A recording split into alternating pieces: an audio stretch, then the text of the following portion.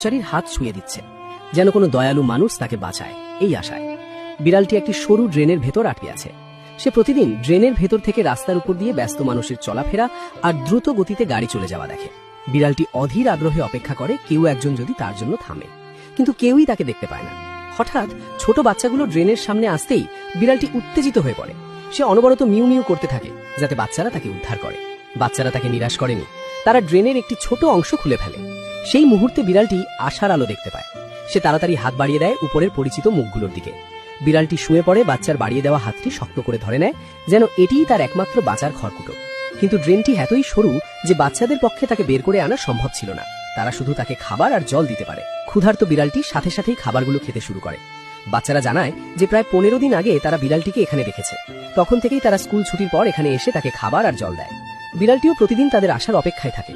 সম্ভবত এই সময়টুকুতেই সে নিজেকে একা মনে করে না। রাতের বেলা এক ব্যক্তি সেখানে আসেন। তিনি জানান যে 1 মাস আগে তিনি বিড়ালটিকে এখানে দেখেছেন। অফিস থেকে ফিরতে যত রাতই হোক না কেন, তিনি বিড়ালটির জন্য খাবার আর জল নিয়ে আসেন। তিনি ড্রেনের উপরের ঢাকনা খুলে টর্চ জ্বালিয়ে বিড়ালটিকে ডাকেন। ডাক শুনে বিড়ালটিও ভেতর থেকে সাড়া দেয়। সে ব্যক্তিটির হাত জড়িয়ে ধরে তার কষ্টের কথা জানাতে চায়, যেন সে বলছে, দয়া করে আমাকে এখান থেকে বের করো। বিড়ালটি মুক্তি চায়, কিন্তু ড্রেনের ফাঁকটি বড্ড সরু। লোকটি অনেকবার চেষ্টা করেও তাকে বের করতে পারেননি।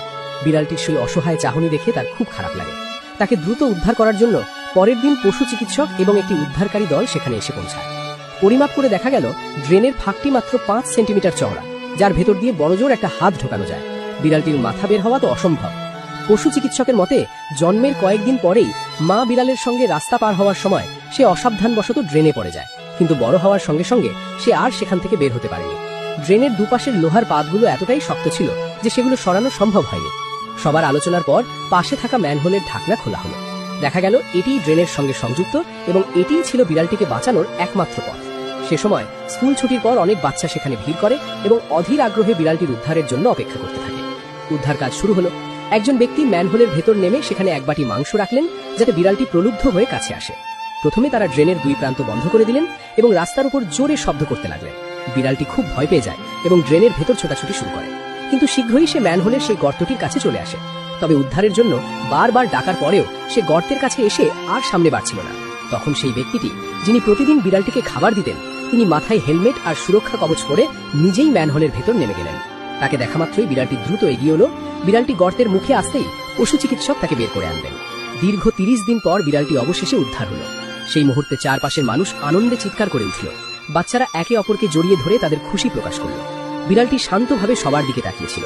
তার চোখে কোনো আতঙ্ক ছিল না, কারণ সে জানত এরা সবাই দয়ালু মানুষ। এরপর সেই ব্যক্তিটি বিড়ালটিকে দত্তক নেওয়ার কথা জানালেন এবং সবাই এতে খুব খুশি হলেন। দীর্ঘ 30 দিনের নিঃসঙ্গ জীবন শেষে